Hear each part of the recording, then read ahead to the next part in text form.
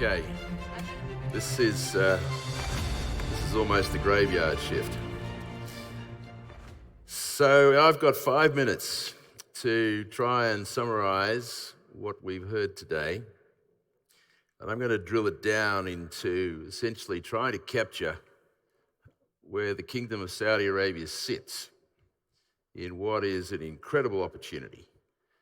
They are able to play the game of economic catch-up in the development of their resources industries, mining, by virtue of their capacity to build upon the experiences and the learnings of other countries. What they've done is put the geological prospectivity, that's what gets you to the interview, with a set of public policies, governance arrangements that actually set a framework that mitigates sovereign risk and addresses the market failures that go with the development of infant novel industries. They've got the strategy right. They've got the culture. They've got a commitment. They understand the importance of sustainable development.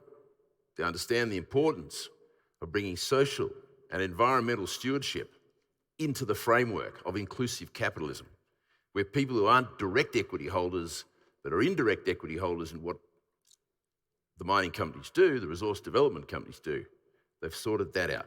They understand the concepts of collaboration and partnership. We've seen that. They're talking about they have the best infrastructure arrangements. Mike Henry said one of the things that you can do to reduce the costs of projects is to get your infrastructure capabilities right. This is an industry, a country, I should say, that understands the importance of collaboration in infrastructure. And I don't just mean hard infrastructure, I also mean soft infrastructure. Education, upskilling, the development of centres of excellence to ensure that there is that competency and capability to bring expertise in externally from other places, other jurisdictions that have done it well, and capitalise upon it here.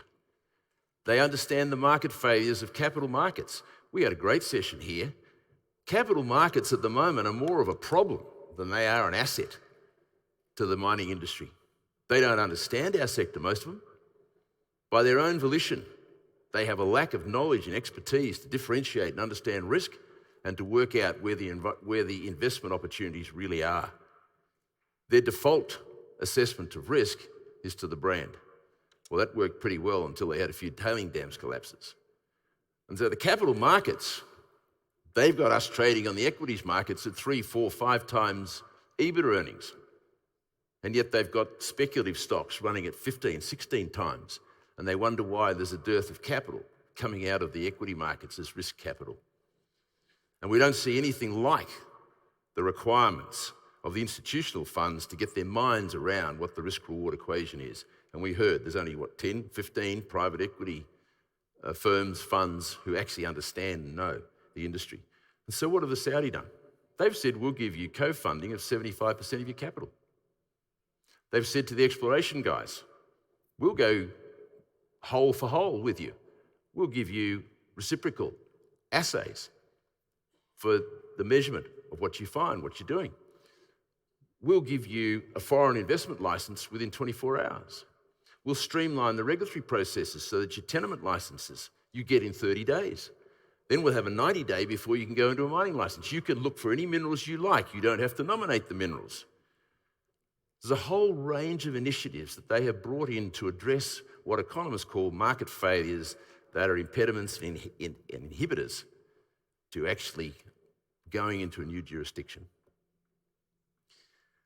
And they've understood and are understanding where they fit in the scheme of things.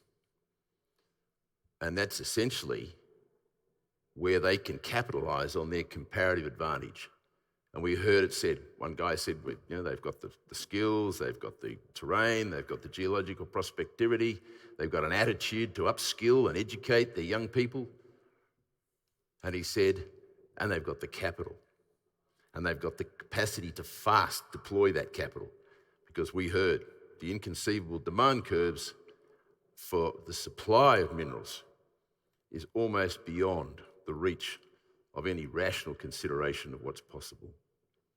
And so the real advantage is not only encouraging people to come and explore for minerals, but to actually take the case study of what they're doing in bauxite imports and then alumina and aluminium in one of the only acclaimed integrated industrial activities.